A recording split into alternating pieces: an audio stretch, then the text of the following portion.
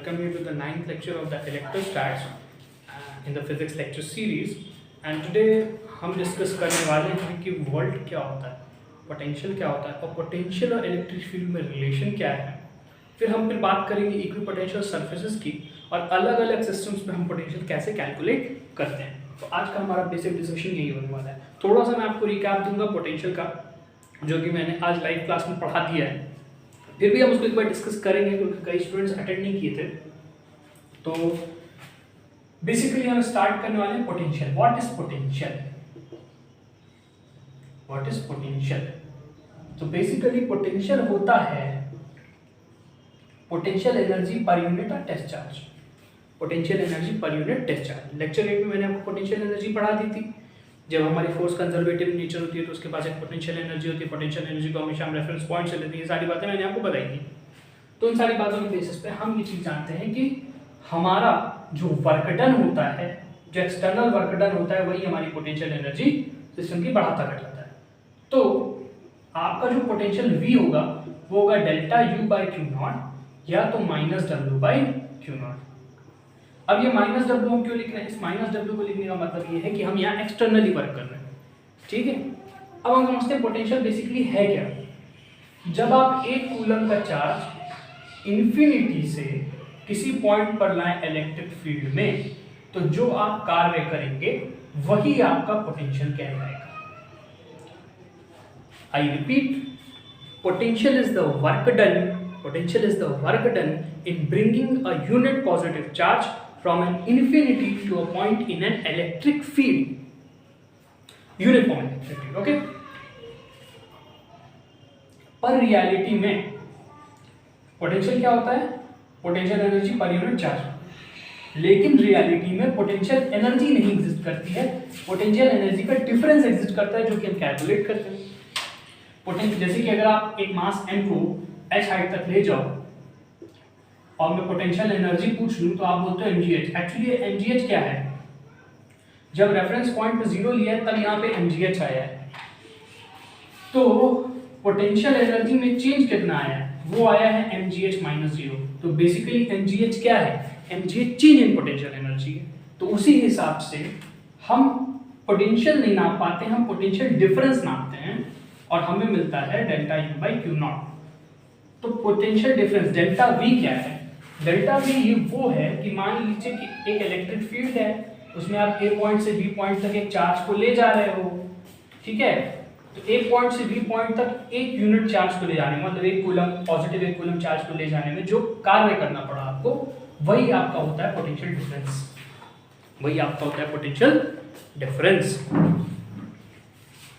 ठीक है, फिर हमने इसके बाद बात की थी कि इसकी यूनिट क्या होती है। तो मैंने आपको बताया था V है U बाई क्यू, तो वो होगा जूल पर कूलम, जिसको हम नॉर्मल भाषा में वोल्ट बोलते थे। ऐसा यूनिट थी। इसके बाद मैंने शायद आपसे डायमेंशंस की भी बात की थी। तो डायमेंशन भी निकालना इसकी बहुत आसान है। ठीक है, छोटी छोटी बातें हैं, मैं रिकैप कर रहा हूँ कि आप लोग इसको देख लें। जो लाइव क्लासेस में नहीं थे वो देख लें, क्योंकि ये सारी चीज़ें मैं कहीं ना कहीं आगे यूज़ कर लूँगा। ठीक, तो अब होगा क्या कि जो आपका डायमेंशन है, तो वोल्टेज बराबर एनर्जी बाई क्यू है। अब एनर्जी की डायमेंशन आपकी होती है, एनर्जी आपका है वर्क, और वर्क होता है फोर्स इनटू डिस्प्लेसमेंट। फोर्स की डायमेंशन है mlt माइनस 2 और डिस्टेंस की डायमेंशन है l और चार्ज की डायमेंशन है 80।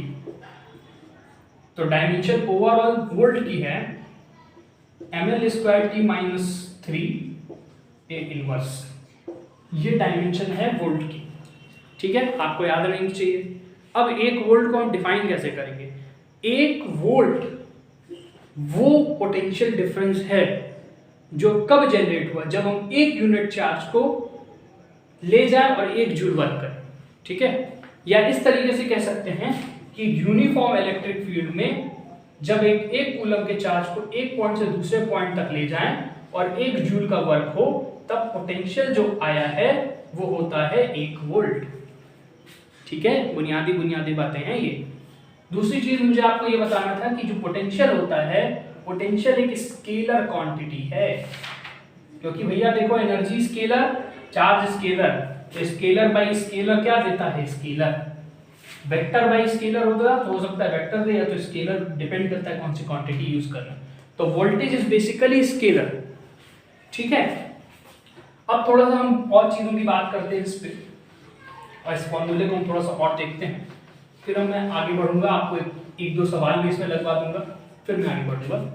अब जैसा कि अगर आप देखो तो जो आपका पोटेंशियल होता है डेल्टा वी, वो होता है यू बाई क्यू, और जो आपका यू होता है वो होता है के, ये q naught by r square, हाँ नहीं r, k q naught by r, by q naught cut गया, तो k q by r, k q by r आपका वोल्ट है, ठीक है, या पोटेंशियल डिफरेंस है।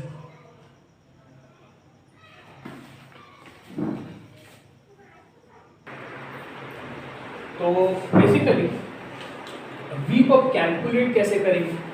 सपोज ऐसा मान लीजिए कि ऐसे एक्स वाई एक्सिस है, यहाँ पे चार्ज है, यहाँ पे चार्ज है, यहाँ पे चार्ज है, और सेंटर पे हमने आपसे यहाँ पे पोटेंशियल पूछ लिया।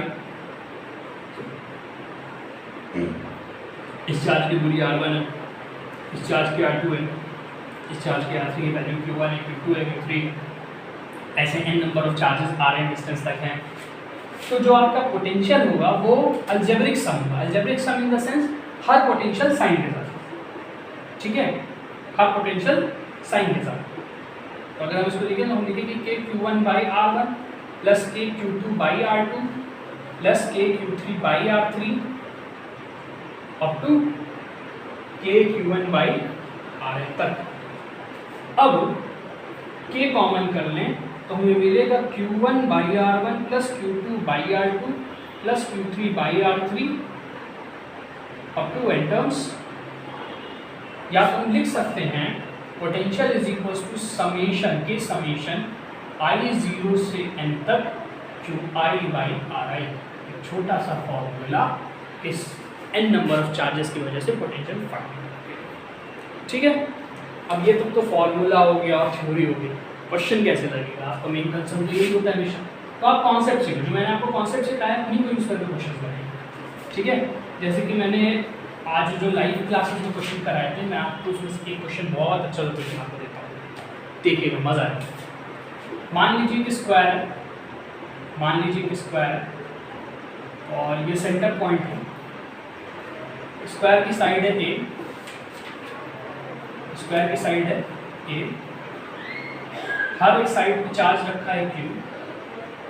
सेंटर पे बताइए पोटेंशियल कितना होगा। तो सेंटर में पोटेंशियल इस चार्ज की वजह से भी होगा, इस चार्ज की वजह से, इस चार्ज की वजह से भी, और इस चार्ज की वजह से। ये डिस्टेंस अगर हम निकाल पाए तो इस चार्ज से तो इतनी डिस्टेंस होगी। तो ये डिस्टेंस कितनी होगी? a√2/2, मतलब a√2, तो ये पूरी डिस्टेंस हो गई। और उसका जस्ट आधा कितना होगा? a√2/2, मतलब a/√2, ठीक है, a/√2। हाँ, तो फिर ये डिस्टेंस a/√2 हो गई। अब a/√2 हो गई तो हम जानते हैं पोटेंशियल होता है kq/r। r है a/√2, मतलब kq a/√2, जो कि हो गया √2 kq/a। वो एक इस चार्ज की वजह से, सेम वे इस चार्ज की वजह से भी इतनी ही पोटेंशियल आएगा, इसकी वजह से भी इतनी, इसकी वजह से भी इतनी। इस पॉइंट पे नेट पोटेंशियल क्या होगा? Sum of all the potential, algebraic sum, ना कि वेक्टर सम, क्योंकि ये स्केलर है। तो kq/a√2, चार ऐसे चार्जेस थे तो 4 इंटू दिस क्वांटिटी, ठीक है। इस चीज को आप ध्यान से देखिए, डायग्राम को थोड़ा सा याद रखिएगा उस चीज को, क्योंकि मैं अभी एक और क्वेश्चन दूंगा, उसके बाद मैं दोनों क्वेश्चंस को मिला के एक कॉन्सेप्ट आपको सिखाता हूँ। बहुत माइनर सा कॉन्सेप्ट जो कि अक्सर एग्जाम में पूछा जाता है और स्टूडेंट्स उसमें चांस है कि गलती कर दें, ठीक है।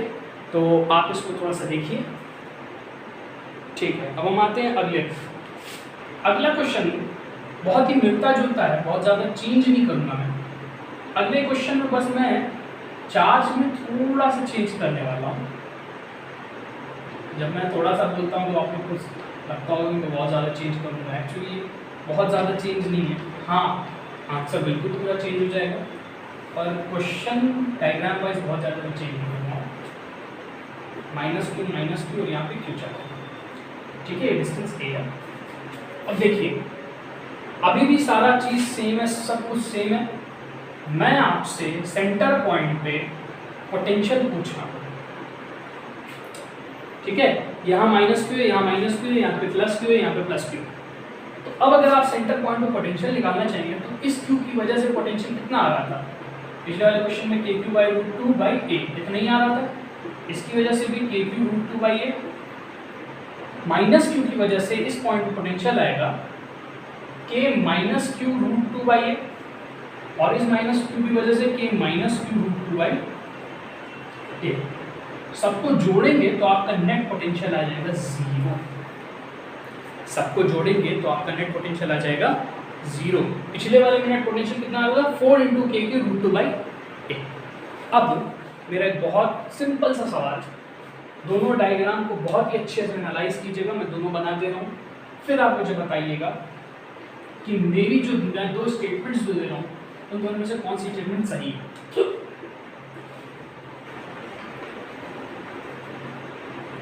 जो लास्ट दो क्वेश्चंस करा उनके ये डायग्राम्स थे, इस पे सारा चार्ज क्यू था और इस पे नीचे के दो चार्जेस -q थे और ऊपर के दो चार्जेस +q थे। सेंटर पॉइंट O यहाँ था, सेंटर पॉइंट O यहाँ था, ये भी स्क्वायर ऑफ साइड A था, ये भी स्क्वायर ऑफ साइड A था। अब मेरा सवाल ये है, क्या जब इलेक्ट्रिक फील्ड का मैग्नीट्यूड 0 होता है तो क्या पोटेंशियल भी 0 होता है? If electric field is 0 then V is 0 and if V is 0 then electric field is 0। सवाल समझे? अगर इलेक्ट्रिक फील्ड 0 तो क्या पोटेंशियल 0 होगा, या अगर पोटेंशियल 0 तो क्या इलेक्ट्रिक फील्ड 0 होगी? इसके ऊपर हम चर्चा करेंगे, ठीक है। दोनों स्टेट, अब मैं आपको यहाँ 4 ऑप्शंस दे रहा हूँ, दोनों स्टेटमेंट ट्रू हैं, ट्रू ट्रू। पहला वाला फॉल्स है, दूसरा वाला ट्रू है, फॉल्स ट्रू। पहला वाला ट्रू है, दूसरा वाला फॉल्स है, ट्रू फॉल्स, और दोनों ही फॉल्स है, फॉल्स फॉल्स। तो बताइए इन 4 में से कौन सा ऑप्शन करेक्ट है? तो इसके ऊपर हम डिस्कशन करते हैं थोड़ा सा। पहले केस में अगर आपको याद हो तो हमारा पोटेंशियल कितना था, √2 kq/a। अच्छा, अगर इस पॉइंट पे हम इलेक्ट्रोस्टैटिक फोर्स निकालें, इस पॉइंट पे अगर हम इलेक्ट्रिक फील्ड निकालें तो इसकी वजह से इलेक्ट्रिक फील्ड इधर और इस चार्ज की वजह से इलेक्ट्रिक फील्ड इधर आपस में एक दूसरे को कैंसिल कर देगी। इसकी वजह से इलेक्ट्रिक फील्ड इधर, इसकी वजह से इलेक्ट्रिक फील्ड इधर आपस में एक दूसरे को कैंसिल कर देगी। तो इलेक्ट्रिक फील्ड कितनी, 0। तो देखिए जब इलेक्ट्रिक फील्ड 0 क्या ज़रूरी है पोटेंशियल 0 हो? नहीं। तो इसका मतलब पहला स्टेटमेंट तो आपका है फॉल्स, ठीक है, पहला स्टेटमेंट है फॉल्स। इस वाले पे आते हैं, इस वाले में पोटेंशियल क्या था, 0। लेकिन अगर आप इलेक्ट्रिक फील्ड देते हो +q की वजह से इधर, -q की वजह से भी इधर, इस +q की वजह से इधर और -q की वजह से भी इधर, इलेक्ट्रिक फील्ड में एंगल 90 का, नेट इलेक्ट्रिक फील्ड बीच में गई, नेट इलेक्ट्रिक फील्ड बीच में, और उसका मैग्नीट्यूड भी मैं आपको बता दे रहा हूँ। इसका मैग्नीट्यूड आएगा 2 kq/a√2। इसका मैग्नीट्यूड इतना आएगा इलेक्ट्रिक फील्ड का। तो क्या इलेक्ट्रिक फील्ड, देखिए यहाँ पे इलेक्ट्रिक फील्ड आई 2 kq/a√2। मैं इलेक्ट्रिक फील्ड कैलकुलेट करना आपको नहीं सिखाऊंगा क्योंकि मैंने आपको पहले ये सिखा दी है, आप वहाँ से देख लेंगे। देखो इलेक्ट्रिक फील्ड भी निकल है। तो क्या जब पोटेंशियल 0 तो इलेक्ट्रिक फील्ड 0 हो, ज़रूरी है? नहीं ज़रूरी है। तो ये भी स्टेटमेंट क्या है, फॉल्स है। तो कौन सा आंसर सही है? दोनों स्टेटमेंट फॉल्स है, ठीक है। माइनस है कॉन्सेप्ट, इलेक्ट्रिक फील्ड 0 तो पोटेंशियल 0 ये ज़रूरी नहीं है, और जब पोटेंशियल 0 तो इलेक्ट्रिक फील्ड 0 ये ज़रूरी नहीं है, ठीक है। दोनों अलग अलग बातें हैं, दोनों के बीच रिलेशन है। अभी मैं वही चीज़ पढ़ाने वाला हूँ इसके बाद, ठीक है। आप इसको नोट कर लीजिए, ऐसे कई फिगर्स आपको मिल सकते हैं। जैसे कि एक साल इन्होंने किया क्या था, इसको आप नोट कर लीजिए। मैं दूसरा करता हूँ, pause the screen and note down. हाँ, तो एक साल इन्होंने किया क्या था ना कि किसी एग्जाम का ही क्वेश्चन था, I think it was an olympiad question, and उन्होंने रिंग दे दी थी, सेंटर में पॉइंट O दे दिया था, यहाँ रेडियस R दे दिया था। ये ring lambda coulomb per metre पे चार्ज थी, ये ring lambda coulomb per metre पे चार्ज थी। इन्होंने पूछा था O पॉइंट पर पोटेंशियल कितना होगा, O पॉइंट पर पोटेंशियल कितना होगा। तो ये क्वेश्चन भी बहुत आसान था। अरे भैया लैम्डा कूलम पर मीटर की चार्जिंग है तो नेट चार्ज क्या हो गया, लैम्डा इंटू योर लेंथ, और यहाँ लेंथ क्या होगी इस पूरी रिंग का सरकमफेरेंस, तो लैम्डा 2 पाई आर, ये आपका नेट चार्ज हो गया।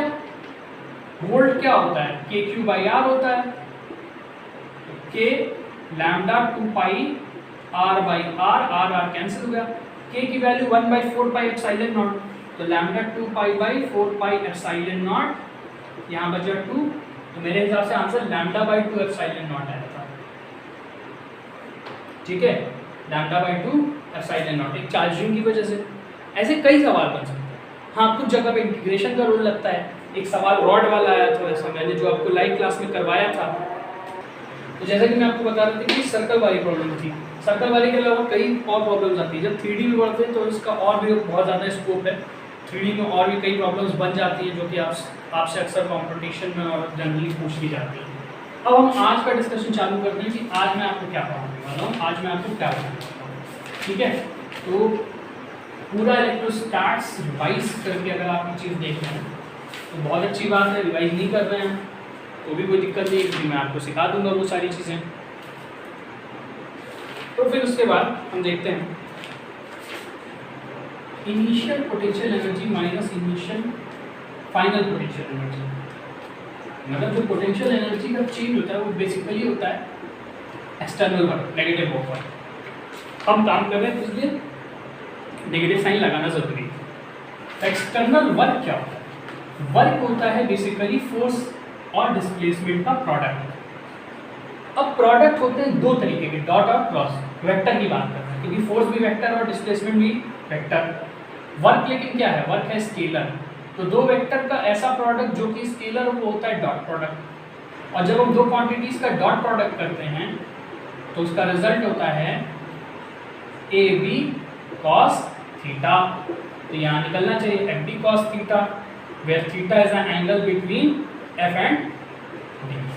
Basic general analysis. So negative work done is nothing but minus F dot D. ठीक है, माइनस एफ डॉट डी। अब बात सिर्फ यहीं तक नहीं रहती। सपोज एक बहुत बड़ा सिस्टम है और हर एक पॉइंट पे फोर्स वैरी कर रही है and force is a function of x, small displacement D x. तो कंप्लीट वर्क पाने के लिए आप क्या करते हो? आप करते हो integrate F dot D x, यहाँ पे एफ वेक्टर और एक्स वेक्टर। ठीक है, तो ये इक्वेशन मेन इक्वेशन, इस इक्वेशन को आपको थोड़ा याद रखिए। अब एक बहुत बेसिक सी बात करते हैं, इनिशियल पोटेंशियल एनर्जी। इसी में चीज़ को बात करते हैं। यहाँ पर फोर्स कैसी है? आपकी जो फोर्स है वो कूलम्स फोर्स है। कौन सी फोर्स है? कूलम्स फोर्स है। तो initial potential energy minus final potential energy को लिखा गया integration E Q dot D x. अगर इलेक्ट्रिक फील्ड के टर्म में बात करें, क्यू तो स्केलर है, ये दोनों वेक्टर है, क्यू को हम बाहर लिख सकते हैं क्योंकि भाई क्यू तो फिक्स रहेगा, इलेक्ट्रिक फील्ड में भी डिस्टेंस के साथ वेरी करेगा। तो ये हमारा है पहला इक्वेशन। मैं इक्वेशंस निकाल रहा हूँ, दूसरी इक्वेशन निकालूंगा, फिर दोनों से तीसरी इक्वेशन निकालूंगा। तीसरी इक्वेशन में सब कुछ बता देंगे, तो अभी आप थोड़ा सा सब्र से देखें इसको। दूसरा देखें, पोटेंशियल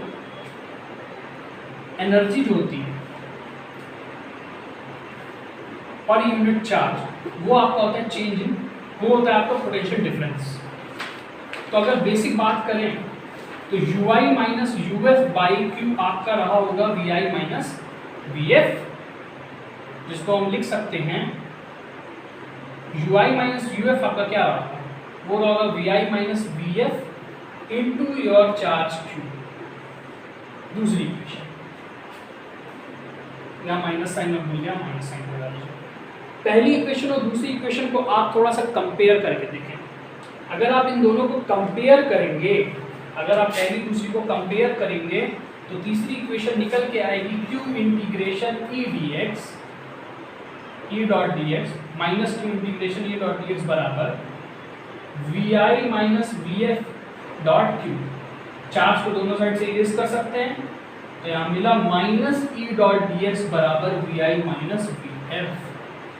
तीसरी इक्वेशन मेन इक्वेशन मतलब अगर इलेक्ट्रिक फील्ड को इंटीग्रेट कर दें डिस्टेंस के रिस्पेक्ट में तो हमें क्या मिलता है, हमें पोटेंशियल मिल जाता है। ठीक है, इसको नोट करें। अब इसको नोट करने के बाद इसमें एक और चीज़ है, इसी इक्वेशन को मैं थोड़ा और दूसरी तरीके से लिख सकता हूँ। इंटीग्रेशन दूसरी साइड जाएगा तो बन जाएगा डिफरेंशिएशन। ठीक है, पहले आप इतना नोट कर लें, फिर मैं आपको दिखाता हूँ। मैथमेटिकल भी दिखाऊंगा, फिजिक्स से भी कैसे प्रूव करते हैं वो भी मैं दिखाऊंगा।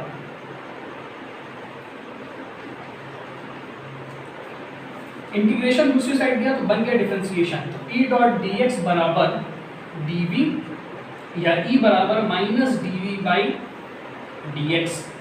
It's a fourth equation and the fourth relation and the second relation of electric field and potential. अब ये रिलेशन हर जगह वैलिड नहीं, ये रिलेशन वही वैलिड है जहां इलेक्ट्रिक फील्ड एक ही डायरेक्शन में चल रही है।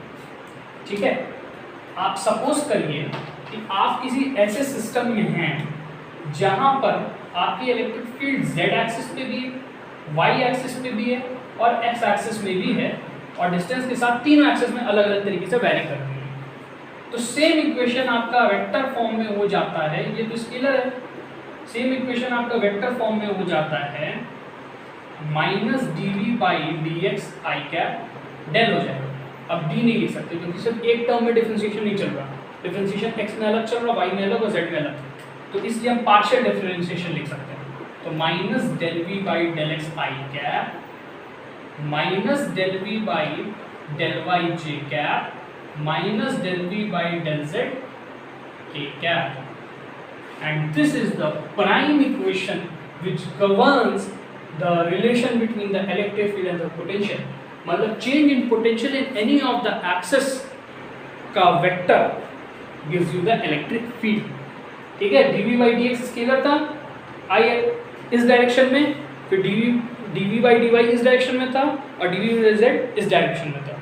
तो अलग तीन डायरेक्शन में था और हमने i j k कैप लगा के उसको वेक्टर बना दिया। ठीक है, तो ये इक्वेशन बहुत मेन इक्वेशन है। तो ये आपकी कौन सी इक्वेशन, ये चौथी थी और ये आपकी पांचवी इक्वेशन निकल रही। ठीक है, अब इसके बाद मैं आपको बेसिकली बताना क्या चाहता हूँ। सपोज आपका पूरा मामला चल रहा है एक डायमेंशन, मतलब आपकी इलेक्ट्रिक फील्ड एक ही डायरेक्शन में, तो उस केस में ये ई वेक्टर क्या हो जाएगा, ये हो जाएगा dv by D X of I cap. Suppose हम सिर्फ मैग्नीट्यूड की बात करें तो ये आई कैप भी गायब कर दीजिए, तो फिर से आप वही रिलेशन पे लैंड कर जाते हो जो रिलेशन नंबर 4 था। अब हाँ, यहाँ माइनस साइन में भूल गया ना, माइनस साइन होगा। अब इस चीज़ को बोलते हैं dv बाई डी एक्स को, इस dv बाई डी एक्स को हम बोलते हैं पोटेंशियल ग्रेडियंट। पोटेंशियल ग्रेडियंट का मतलब कहते हैं जहाँ कहीं भी वर्ड ग्रेडियंट लग जाए वहाँ समझ लीजिएगा कि एक क्वांटिटी डिस्टेंस के रिस्पेक्ट में मतलब बदल रही है। तो यहाँ पोटेंशियल किस हिसाब से बदल रहा है, डिस्टेंस के हिसाब से। कैसा डिस्टेंस, इलेक्ट्रिक फील्ड में डिस्टेंस। ठीक है, मान लीजिए आपकी इलेक्ट्रिक फील्ड ऐसे है तो इलेक्ट्रिक फील्ड इतने से इतने डिस्टेंस जाने वाला ग्रेडियंट है। ठीक है, अब सारे इक्वेशंस को आप भूल जाइए, हम सिर्फ दो इक्वेशंस याद रखना, दो इक्वेशन से हम सारी चीज़ें पढ़ेंगे। ठीक है, एक्चुअली दो नहीं तीन इक्वेशन हैं, उनसे हम सारी चीज़ें पढ़ेंगे। तो जो दो इक्वेशंस आपको याद करने हैं वो है E vector equals to dv by D X of I cap, vector equation में और स्केलर में, दोनों में मिला के मैं ये बता रहा हूँ। ठीक है, इसी का स्केलर फॉर्म क्या होगा, mod of E equals to dv by D X, और दूसरी इक्वेशन आपकी क्या थी, ई डॉट डी एक्स का integration gives you vi minus vf, या mod of E dot D X negative sign के साथ का integration gives you delta v। तो ये एक इक्वेशन और ये एक इक्वेशन आपको याद रखनी है और इन्हीं दो इक्वेशंस के बेसिस पे हम सारे क्वेश्चंस को लगाएंगे। अब जो मेरे को क्वेश्चन आपको करवाने हैं, अगर आपको electric field as a function of x पता है तो क्या आप वोल्टेज निकाल सकते हो, बिल्कुल निकाल सकते हो। जैसे कि अभी मैं आपको एक बहुत जनरल से बेसिक सा क्वेश्चन कराता हूँ, सुनिएगा ध्यान से, मजेदार question. Suppose voltage x square से वेरी कर रहा है, एक्स स्क्वायर के टर्म में दिया है, एक्स स्क्वायर के where k some constant, electric field at X is equal to 2 कितनी होगी? Electric field at X is equal to 2 कितनी होगी? डायरेक्ट क्वेश्चन, जेई वगैरह कुछ ऐसे पूछते हैं। तो electric field at X is equal to 2 पूछा है, तो इलेक्ट्रिक फील्ड मैग्नीट्यूड पूछा है इसमें। तो मैग्नीट्यूड कैसे निकालते हैं? हम निकालते हैं D by D x, x के रिस्पेक्ट में डिफरेंशिएट कर देते हैं। तो D by D X of x square जो कि होगा 2x, और x इक्वल्स टू कितने पूछा है? 2 पे x की वैल्यू 2 रख दो, 4 ठीक है। तो इलेक्ट्रिक फील्ड कितनी है? सॉरी 4 वोल्ट नहीं, 4 न्यूटन पर कूलम। इलेक्ट्रिक फील्ड का मैग्नीट्यूड है 4 न्यूटन पर कूलम। अच्छा, पहला सवाल था, इसी सवाल में एक माइनर से चेंज और आपको दूसरा सवाल बन गया, ठीक है। मैं आपको दिखाता हूँ। सपोज अच्छा नहीं, रहने दीजिए, वो क्वेश्चन मैं आपको कराऊंगा तो पार्शियल डेरिवेटिव में चल जाएगा जो कि आपके कोर्स में है, रहने दें। अभी आप ये सवाल करो, फिर 3 अगला सवाल कराते हैं आपको, ठीक है। नोट कर लीजिए इसको, नोट कर लिया। या दूसरा सवाल, हमारा दूसरा सवाल कुछ ऐसे है कि इलेक्ट्रिक फील्ड बराबर 4x i cap 4y j cap दिया है। वोल्टेज के लिए x और y में इक्वेशन निकालिए, x और y में रिलेशन निकालिए। तो हम जानते हैं integration E dot D x बराबर क्या होता है? वोल्टेज पर यहाँ देखिए x भी है y भी है, तो एक बार x से इंटीग्रेट करेंगे और एक बार y से, मतलब इस वाले टर्म को किससे इंटीग्रेट करेंगे? x से, और इस वाले टर्म को y से, ठीक है। तो पोटेंशियल बराबर हमारा क्या आ जाएगा? 4x square by 2 plus 4y square by 2। ध्यान देंगे तो मेरा 2x square plus 2y square potential है, ठीक है। Easy question. ऐसे ही कई सवाल आपके बन सकते हैं, जैसे कि एक सवाल मुझे अभी याद नहीं आ रहा, बहुत अच्छा सवाल था, चाहिए वगैरह में पूछा था एक साल। सवाल क्या था? क्या सवाल उन्होंने ये पूछा था, इस सवाल को मैं रख देता हूँ, सवाल सुनिएगा, बहुत अच्छा सवाल बनेगा। अच्छा क्या था? अगर कॉन्सेप्ट पता हो तो बहुत आसान था। उन्होंने बोला कि v at point 1, 1 is 10 volt, v at 2, 3 is not 1, v at 2, 3 is not 1। Electric field is equal to 4x square y square, ठीक है। आई क्या? तो v at 2, 3 आपका फाइंड है। आई कैप लगा है मतलब कौन सी डायरेक्शन? X Y Z. अगर आई लगा है तो आई रिप्रेजेंट करता है, आई कैप रिप्रेजेंट करता है एक्स एक्सिस, याद रखिएगा वेक्टर। उस हिसाब से E डॉट डी एक्स का इंटीग्रेशन 1, 1 से 2, 3 लिमिट पर होना चाहिए vi माइनस df। इनिशियल कितना है? 10 वोल्ट, और फाइनल में पता नहीं, तो फाइनल मतलब भाई 2, 3 के लिए पूछा था, ठीक है। तो इस चीज का हम यूज करेंगे पूरी तरीके से।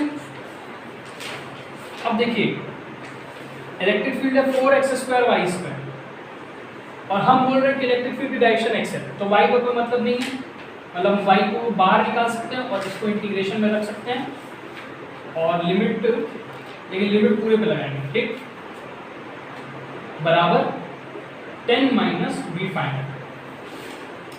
4x स्क्वायर dx का अगर इंटीग्रेशन करेंगे तो मिलेगा 4x cube by 3 y square, और लिमिट इस पे कहाँ से कहाँ लगे? 1, 1 से 2, 3 तक, और 10 माइनस वी एफ। x और y को 1, 1 पुट कीजिए, फिर एक बार x को 2 और y को 3 पुट कीजिए, और दोनों को सब्सट्रैक्ट कर दीजिए, दो अलग अलग इक्वेशन आएगी। तो अगर आप उसको सॉल्व करेंगे तो आपको बचेगा 4.1.1 2 स्क्वायर, ये हो गया 4/3 माइनस 4 8 32 इंटू 9, 32 इंटू 9/3। तो अगर हम इसको निकालें तो 8 9 72 माइनस 171, 71 इंटू 4/3, बराबर 10 माइनस वी एफ, तो वी एफ बराबर कितना 10 माइनस 71 इंटू 4/3। कोई नेगेटिव आंसर आपका आएगा जो कि सही है। एक minute, minus E dot D x लिखते हैं ना तो पॉजिटिव हो जाएगा। तो मेरे ख्याल से आपको ये पार्ट क्लियर होगा।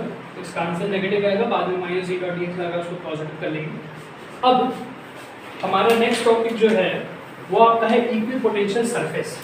तो अब डिस्कस करते हैं equipotential surface. What are equipotential surface? ठीक है, as the word suggest equipotential मतलब equal potential. As the word suggest equipotential मतलब इक्वल पोटेंशियल। इक्वल पोटेंशियल कैसा बोलीजिए? मतलब कोई ऐसा सरफेस जिसपे एक पॉइंट से दूसरे पॉइंट का अगर पोटेंशियल डिफरेंस डालें, मान लो ये पॉइंट है ये बी पॉइंट है, हम V B minus V A निकालें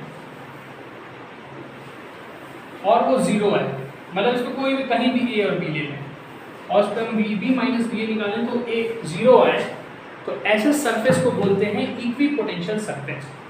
ऐसे सरफेस को बोलते हैं equipotential surface. Basically equipotential surface की डेफिनेशन होती है locus of all the points having same potential. जैसे कि आपका circle is a locus, locus of all the points having the distance r from centre, वैसे ही locus of all the points having the same potential is known as equipotential surface. Notes की चिंता मत कीजिए, notes में आपको दे दूंगा।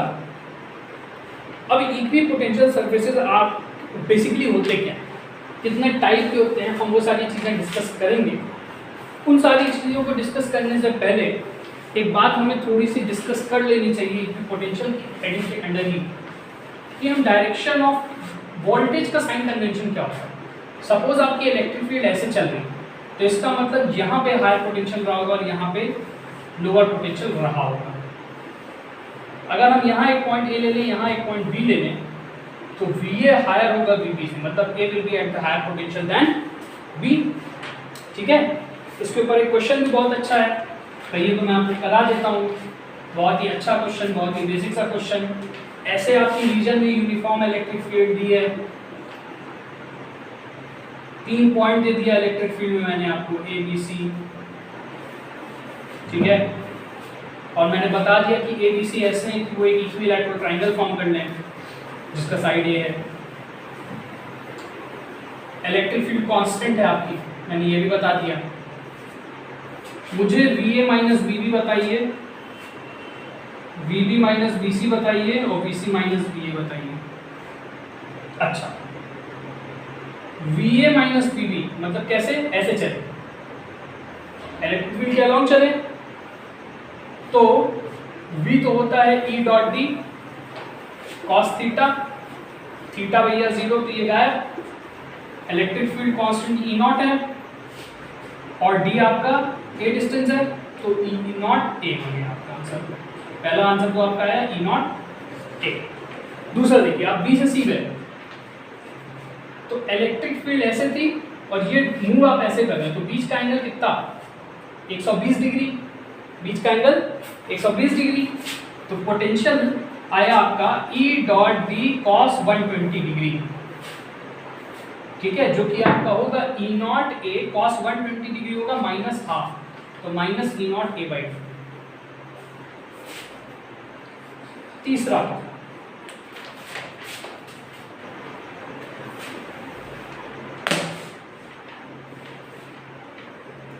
तीसरा पॉइंट,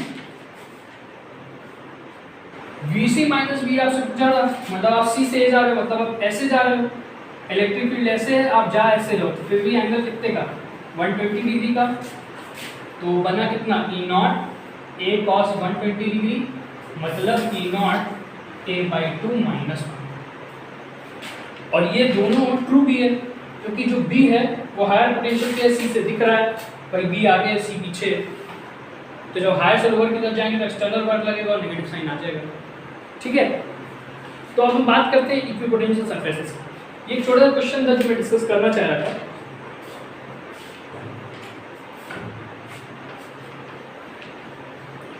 इक्विपोटेंशियल सरफेसेस बेसिकली क्या है और कैसे हम उनकी डिस्कशन करते हैं, हम ये तीन तरीके के इक्विपोटेंशियल सरफेसेस आपको पढ़ाए जाते हैं। तीन तरीके के इक्विपोटेंशियल सरफेसेस आपको पढ़ाए जाते हैं बेसिकली। कौन कौन से मैं आपको ग्रुप में बता देता हूँ, ठीक है। तीन तरीके के आपके इक्विपोटेंशियल सरफेसेस हैं, जैसे कि मान लीजिए इलेक्ट्रिक फील्ड ऐसे आ रही है, ठीक है। मान लीजिए इलेक्ट्रिक फील्ड ऐसे आ रही है, इनफाइनाइट सोर्स पे कहीं चार्ज रखा है और इलेक्ट्रिक फील्ड ऐसे आ रही है, यूनिफॉर्म इलेक्ट्रिक फील्ड, ठीक है। तो ये जो सरफेस है ABC, इस सरफेस को बोलते हैं इक्विपोटेंशियल। अब ये सरफेस कैसा है हम थोड़ा सा ये भी देखना चाहेंगे। तो मान लीजिए ये आपकी इलेक्ट्रिक फील्ड है, इमेजिन कीजिए ये आपकी इलेक्ट्रिक फील्ड लाइंस है और ये आपका ऐसे इलेक्ट्रिक फील्ड लाइंस आ रही हैं ढेर सारी इस तरफ। तो ये जो आपका प्लेन है ना, ये जो आपका प्लेन कागज़ है, यही आपका इक्विपोटेंशियल सरफेस है। मतलब अगर इस कागज़ पर आप ऐसे देखो, इलेक्ट्रिक फील्ड लाइंस ऐसे आ रही है, ये प्लेन कागज़ आपका इक्विपोटेंशियल सरफेस है। मतलब ये हम इस पॉइंट से इस पॉइंट तक मूव करें, इस पॉइंट से इस पॉइंट तक मूव करें, तो पोटेंशियल जो होगा वो जीरो होगा। मतलब पोटेंशियल डिफरेंस नहीं होगा, पोटेंशियल डिफरेंस जीरो होगा। पोटेंशियल डिफरेंस जीरो होने का मतलब क्या है? मतलब अगर हम इस पॉइंट से इस पॉइंट तक मूव करें, इस कागज़ पर इस पॉइंट से इस पॉइंट तक मूव करें और ये इक्विपोटेंशियल सरफेस है, तो वर्क डन जीरो होगा। मतलब हमें काम करने में कोई भी कार्य खर्च नहीं करना पड़ेगा, कार्य का कोई भी खर्चा नहीं आएगा। Work done will be zero if v is equals to zero. पहली चीज। अच्छा, ये कैसा इक्विपोटेंशियल सरफेस बना, क्यों बना? इनफाइनाइट चार्ज सोर्स की वजह से। तीन तरीके के होते हैं, मैंने बताया था। पहले तरीके तो ये हो गए, इसको बोलते हैं हम लोग, इसका नाम भी है बाकायदा, मैं आपको इसका नाम बताता हूँ। इसका नाम है प्लेनर इक्विपोटेंशियल सरफेस। सपोज एक पॉइंट चार्ज किसी ने यहाँ रख दिया, ठीक है। इमेजिन कीजिएगा कि एक पॉइंट चार्ज मैंने यहाँ पे रख दिया, तो पॉइंट चार्ज से इलेक्ट्रिक फील्ड निकली, ये डायरेक्शन में इलेक्ट्रिक फील्ड बता रहा हूँ, इलेक्ट्रिक फील्ड निकलेगी। ध्यान से देखिए, एक सर्कल टाइप फॉर्म हो गया। एक्चुअली सर्कल नहीं फॉर्म होगा, एक स्फीयर टाइप फॉर्म हो जाएगा। अगर आप थोड़ा सा ध्यान दें तो ये मान लीजिए ये आपका एक पॉइंट चार्ज है, इससे इलेक्ट्रिक फील्ड ऐसे भी निकलेगी, ऐसे भी निकलेगी, ऐसे भी निकलेगी, ऐसे भी निकलेगी, ऐसे भी। तो इसके इर्द गिर्द क्या है, एक स्फीयर फॉर्म हो गया, इसके इर्द गिर्द एक स्फीयर फॉर्म हो गया। तो ये आपका कहलाता है, ये आपका कहलाता है spherical equipotential surface. Spherical equipotential surface मतलब इस स्फीयर पे आप इस पॉइंट से इस पॉइंट तक जाओ, या इस पॉइंट से इस पॉइंट तक जाओ, किसी भी स्फीयर के इस, मतलब ऐसा एक स्फीयर है तो इस पॉइंट से आप इस पॉइंट तक जाओ या इस पॉइंट से आप इस पॉइंट तक जाओ, हर एक पॉइंट पे पोटेंशियल क्या होगा? हर एक पॉइंट पे पोटेंशियल आपका सेम होगा। मतलब आप अगर इस पॉइंट से ए पॉइंट से बी पॉइंट तक जाते हो तो वर्क डन आपका जीरो आएगा, क्योंकि potential change in potential zero है। मतलब पोटेंशियल एट वी ए बराबर है पोटेंशियल एट वी बी के, ठीक है। अब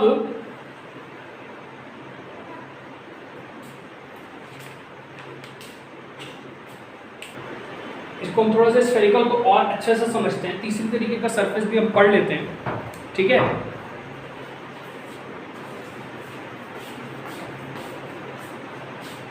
जैसे कि ये आपका एक स्फीयर है, तो अगर आप इस पॉइंट से इस पॉइंट तक आ रहे हो, इस पॉइंट से इस पॉइंट से इस पॉइंट पर आ रहे हो, मतलब ऐसे आ रहे हो, तो इस पॉइंट पे पोटेंशियल जीरो, इस पॉइंट पे पोटेंशियल जीरो, ऐसे आने में कोई भी वर्क खर्च नहीं होगा। तो इसको बोलते हैं स्फेरिकल इक्विपोटेंशियल सरफेस। हाँ, अगर इसके अंदर चार्ज है एकदम सेंटर में। अब इसके बाद तीसरी तरीके का जो इक्विपोटेंशियल सरफेस आपको पढ़ाया जाता है वो होता है सिलेंड्रिकल इक्विपोटेंशियल सरफेस, ठीक है। आप सोच रहे हो कॉन्सेंट्रिक क्यों बना रहा हूँ, सिंगल सिलेंडर में तो काम बन सकता है। कॉन्सेंट्रिक बनाने का ये रीजन है, मैं अभी आपको बताऊंगा वो भी। तो मान लीजिए अगर एक इनफाइनाइट चार्ज रॉड है, एक इनफाइनाइट चार्ज रॉड है, एक इनफाइनाइट पॉजिटिवली चार्ज रॉड है, तो ये जो इनफाइनाइट रॉड होगा इससे इलेक्ट्रिक फील्ड ऐसे निकलेगी, भाई अगर ये रॉड है तो इलेक्ट्रिक फील्ड ऐसे भी निकलेगी, ऐसे भी निकलेगी, ऐसे भी निकलेगी, ऐसे भी निकलेगी। देखो ध्यान से क्या फॉर्म कर दिया, सर्कल, ऐसे ही हर एक पॉइंट से निकलेगी। तो ढेर सारे सर्कल्स एक लेंथ में क्या बना देते हैं, सिलेंडर। ठीक है, तो इस सिलेंडर का जो सरफेस होगा, जैसे कि तुम्हारा सिलेंडर ऐसे ही कुछ फॉर्म होगा ना, ऐसा है, तो इस सरफेस से इस सरफेस में जाने में कोई भी कार्य आपको नहीं करना पड़ेगा, क्योंकि इस पॉइंट में पोटेंशियल जीरो, इस पॉइंट में पोटेंशियल सेम है, इस पॉइंट में भी पोटेंशियल सेम। तो ये आपका कहलाता है सिलेंड्रिकल इक्विपोटेंशियल सरफेस। अब हम एक बहुत बेसिक सा डिस्कशन ले रहे हैं, कि सपोज ये पॉइंट सी है और ये पॉइंट डी, तो क्या सी से डी के बीच भी हम कह सकते हैं VC बराबर VD? नहीं, ये इक्विपोटेंशियल सरफेस अलग है, ये इक्विपोटेंशियल सरफेस अलग है। ठीक है, ये इक्विपोटेंशियल सरफेस अलग है और ये इक्विपोटेंशियल सरफेस अलग है। जैसे कि आप ये समझो कि एक इक्विपोटेंशियल सरफेस वो है, एक इक्विपोटेंशियल सरफेस वो है, इस पे पोटेंशियल 10 वोल्ट का है, इस पे पोटेंशियल 20 वोल्ट का है, तो दो अलग अलग इक्विपोटेंशियल सरफेसेस हैं। ठीक है, वैसे ही इस स्फीयर की बात करेंगे, इसके आगे हम एक बड़े R रेडियस के स्फीयर ले लें, तो ये एक अलग इक्विपोटेंशियल सरफेस है, ये इक्विपोटेंशियल सरफेस अलग है। यहाँ अगर एक पॉइंट D ले लें, तो A से D जाने में वर्क करना पड़ेगा, वर्क जीरो नहीं होगा, और VA माइनस VD भी जीरो नहीं होगा। वैसे यहाँ VC बराबर VD भी नहीं होगा, इसीलिए मैं कॉन्सेंट्रेट बनाया था, आपको ये पॉइंट मुझे समझा रहा था। ठीक है, इसके बाद इसमें अभी आपका एक नेक्स्ट टॉपिक है, जो मैं एक टॉपिक जैसे कि पोटेंशियल पढ़ा था, पोटेंशियल में 3 टॉपिक्स मेरे और बचे हैं, 3 डेरिवेशंस हैं बेसिकली, जो कि मुझे आपको करवाने हैं। तो इस चीज़ को आप नोट कर लें, फिर मैं वो 3 डेरिवेशंस आपको कराता हूँ। ठीक,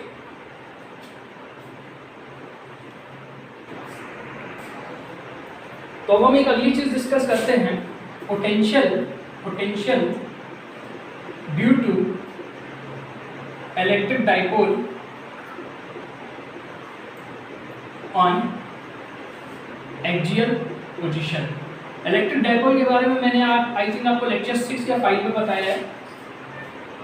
तो इलेक्ट्रिक डाइपोल बेसिकली क्या होता है, दो सेम मैग्नीट्यूड के opposite charges separated by very small distance that is represented as 2a। ठीक है, मान लीजिए डाइपोल का सेंटर है पॉइंट O पे, और सेंटर से किसी L दूरी पर आपसे पोटेंशियल पूछ लिया है, तो आप उसको कैसे कैलकुलेट करेंगे। ठीक है, तो वही मेरा बेसिकली इस पोटेंशियल को कैलकुलेट करना मेरा कर्तव्य है, मेरा परम धर्म। तो यहाँ से यहाँ की डिस्टेंस है a, तो यहाँ से यहाँ की डिस्टेंस होगी L माइनस a, और इस पॉइंट से लेके इस पॉइंट की डिस्टेंस होगी L plus a। Minus Q charge की वजह से इस पॉइंट पे जो पोटेंशियल आएगा V due to minus Q जो आएगा, ये सफिक्स में माइनस Q लिखा है, वो आएगा K minus Q by distance कितनी है L प्लस a। वैसे ही V due two plus Q कितना आएगा, QK by L minus a। इस पॉइंट पे नेट पोटेंशियल निकालने के लिए हम क्या करेंगे, दोनों को ऐड कर देंगे, तो QK by L minus a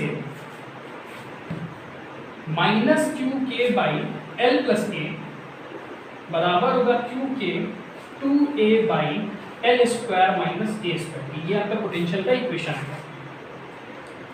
ठीक है, डायरेक्ट है, बहुत आसान है। अब एक डाइपोल जो 2a का लेंथ का हो, तो Q डॉट 2a बराबर क्या होगा, डाइपोल मोमेंट। उस लिए ये Q डॉट 2a क्या हो जाएगा, डाइपोल मोमेंट। तो इसको लिखेंगे KP by L square minus a square. अब ये जो 2a है ना, ये बहुत छोटा है L से, तो जो a होगा ना वो और बहुत ज़्यादा छोटा होगा L से, तो a स्क्वायर जो होगा ना वो नियरली 0 के बराबर होगा।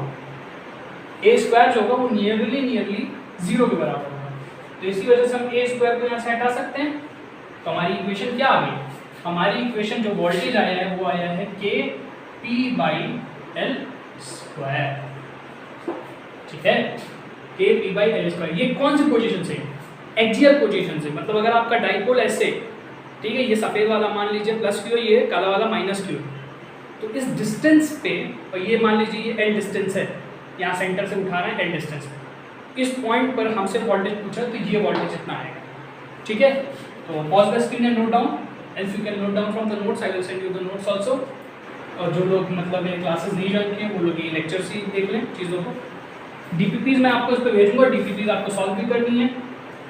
हाँ, इसके बाद एक अगला टॉपिक डिस्कस करते हैं।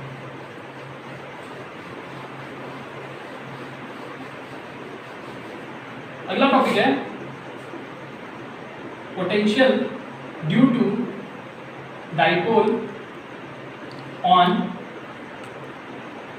Equatorial position. मान लीजिए आपका एक डाइपोल है, -2 से +q, 2 a की डिस्टेंस, एकदम सेंटर में, मतलब इस पॉइंट से a दूरी पर, ऊपर की तरफ l दूरी पर मैंने आपसे वोल्टेज पूछ लिया है, मतलब पोटेंशियल पूछ लिया है, तो आप मुझे कैसे बताओगे? तो उस चीज को बताने के लिए हम फिर से वैसे ही प्रोसीड करेंगे जैसे हमने पिछले क्वेश्चन में प्रोसीड किया था। ये दूरी हमें पता है कितनी होगी, √l² + a², और ये दूरी हमें पता है कितनी होगी, √l² + a²। Plus q charge की वजह से इस पे पोटेंशियल कितना आएगा, kq/√l² + a², और माइनस q चार्ज की वजह से इस पॉइंट पे पोटेंशियल कितना आएगा, -kq/√l² + a²। तो नेट पोटेंशियल कितना आएगा, अगर हम दोनों को ऐड करेंगे तो हमारा नेट पोटेंशियल आ जाएगा 0। मतलब अगर एक डाइपोल है, मान लीजिए इस टाइप का एक डाइपोल है, और उससे हम इक्वेटोरियल पोजीशन पर, इस टाइप से इक्वेटोरियल पोजीशन पर इस पॉइंट पर हम पोटेंशियल पूछें तो वो हमेशा क्या आएगा, 0 आएगा। 0 क्यों आएगा, क्योंकि ये डिस्टेंस और ये डिस्टेंस सेम है। ठीक है, तो इस चीज़ को भी नोट करें। ये आपका दूसरा डेरिवेशन है, तीसरा डेरिवेशन मैं आपको कराता हूँ, नोट कर लें इसको। अब देखते हैं तीसरा डेरिवेशन। अब मार्क कर,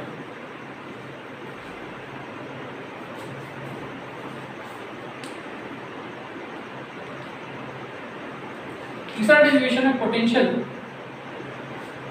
due to dipole on any point.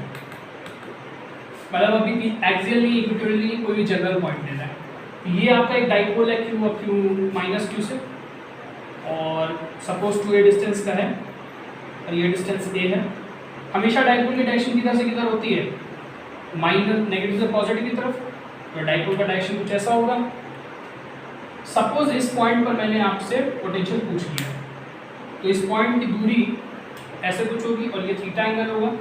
तो अब देखिए डाइपोल दो तरीके से घूम गया, एक ऐसे एक ऐसे। मतलब आपको डाइपोल का 2 कंपोनेंट मिल गया, डाइपोल भी वेक्टर है उसका 2 कंपोनेंट मिल गया, एक आपको ऐसे और दूसरा कंपोनेंट आपको ऐसे। ये वाला कंपोनेंट होगा p cos थीटा, और ये वाला कंपोनेंट होगा p sin थीटा। ठीक है, जहाँ पे p क्या है, q.2a। अब ये जो p cos थीटा वाला कंपोनेंट है, अगर आप इसकी एनालिसिस ध्यान से करो तो देखो p cos थीटा का डाइपोल, p cos थीटा वाला डाइपोल जो आपका है, p cos थीटा वाला डाइपोल आपका ऐसे है। ठीक है, p cos थीटा वाला डाइपोल आपका ऐसे है, और सपोज ये डिस्टेंस r थी, r डिस्टेंस पर मैंने आपसे इलेक्ट्रिक फील्ड पूछ लिए, वोल्टेज पूछ लिया है। तो वोल्टेज हमारा क्या हुआ करता था, हमारा हुआ करता था kp/l², यही हुआ करता था ना, kp/l²। पर अब यहाँ p क्या है, p आपका है p cos थीटा। देखो आंसर आ गया। अब देखो ये वाला जो है, ये वाला जो डाइपोल है, इस डाइपोल को, इस पॉइंट को सीध में देख पाओ तो ये डाइपोल ऐसे है और ये पॉइंट यहाँ पे। तो ध्यान से देखो इक्वेटोरियल पोजीशन टाइप बन गई, तो इस पॉइंट पे वोल्टेज कितना, 0। तो net voltage of the system कितना, kp cos θ/l²। ट्रू भी है। अगर हम इसको 0 रखते हैं, भाई देखो डाइपोल 0 कर दो तो कौन सी पोजीशन, एक्सियल, और 90 कर दो तो इक्वेटोरियल। तो 0 रखोगे तो यहाँ क्या आ जाएगा, kp/l² मिल जाएगा, और थीटा को 90 रख दोगे मतलब एकदम थीटा ऐसे हो गया, डाइपोल ऊपर की तरफ है, पॉइंट इधर दिया हुआ है। जब भैया थीटा को तुम्हें 90 करना है तो थीटा को 90 ऐसे कर सकते हो, तो पॉइंट इधर दिया हुआ है। तो उस केस में 0। ठीक है, ऑन एनी पॉइंट के लिए जनरल फॉर्मूला ये, क्लियर है? ओके। तीसरा और एक आखिरी डेरिवेशन जो मैं आपसे लेना चाह रहा था, एक्चुअली डेरिवेशन ये कॉन्सेप्ट है, आज का लास्ट टॉपिक है ये। हम डिस्कस करेंगे torque on dipole on uniform electric field. मान लीजिए आपकी यूनिफॉर्म इलेक्ट्रिक फील्ड है,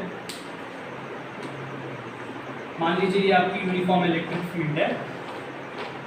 यूनिफॉर्म मतलब E बराबर कांस्टेंट है आपका समथिंग, और इसमें मैंने एक डाइपोल रखा है A से B, यहाँ माइनस क्यू चार्ज है, यहाँ प्लस क्यू। तो इलेक्ट्रिक फील्ड की डायरेक्शन में इधर और एक इधर दो फोर्सेस लगेंगी, के क्यू क्या होगा, ई नॉट क्यू इधर लगेगा और ई नॉट क्यू इधर लगेगा। मार्कर प्रॉब्लम सॉल्व, ठीक है? अगर आप इस चीज़ को थोड़ा सा ध्यान से समझ पा रहे हो तो ये आपकी इलेक्ट्रिक फील्ड है, इसमें मैंने यहाँ डाइपोल रखा था, ये माइनस क्यू था, ये प्लस क्यू था। प्लस क्यू पे चार्ज फोर्स कितना लगेगा, ई क्यू, और माइनस क्यू पे माइनस ई क्यू, मतलब माइनस को छोड़ दें क्योंकि ये डायरेक्शन हम कंसिडर कर ही है। तो यहाँ पे नेट फोर्स कितना है, 0 है। फोर्स 0 है तो टॉर्क कैसा है, 0 है, क्योंकि देखिए along the same line turning नहीं हो पाएगा। वैसे अगर यहाँ प्लस क्यू रहता और यहाँ माइनस क्यू रहता तो क्यू ई अंदर लगता और क्यू ई अंदर लगता। अभी भी एफ नेट कैसा है, 0 है और टॉर्क 0 है। लेकिन यदि इलेक्ट्रिक फील्ड में डाइपोल में ऐसे रख दूँ, माइनस क्यू इधर और क्यू इधर, तो माइनस क्यू इलेक्ट्रिक फील्ड इस डायरेक्शन है, तो माइनस क्यू पे फोर्स लगी क्यू ई और इस पे लगी क्यू ई। तो देखिए अभी भी एफ नेट क्या है, एफ नेट 0 है, क्योंकि फोर्स तो भाई वेक्टर है, एक इस डायरेक्शन में एक इस डायरेक्शन में, एक इस डायरेक्शन में एक इस डायरेक्शन में, तो 0 हो गया। लेकिन टॉर्क यहाँ पे 0 नहीं है, ठीक है?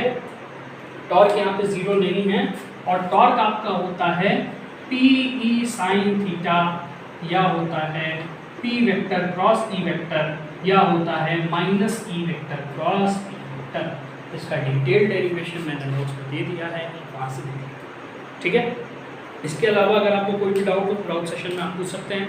डाउट सेशन में सबका प्रेजेंट रहना ज़रूरी है जो क्लास के मेंबर्स हैं। Thank you.